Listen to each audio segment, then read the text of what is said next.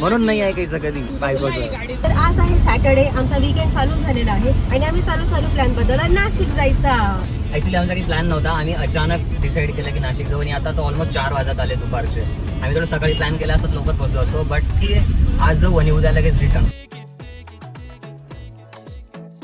तर आता ऑलरेडी ट्रॅफिकचा त्रास कमी होता.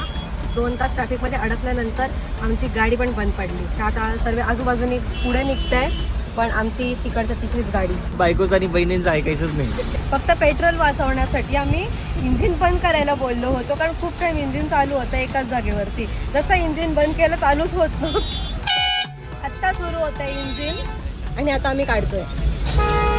तर ठाण्यापासून इतकी ट्रॅफिक होती की आम्हाला 3 तास फक्त ठाण्यावरून 20 किलोमीटर बाहेर निघायलाच लागले. आम्ही 4 वाजेला घरून निघालो होतो आणि 7 वाजले आम्हाला फक्त कल्याणपर्यंत पोहोचायला.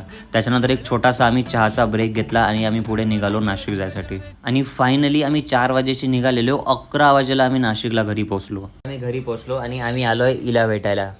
हाय कर.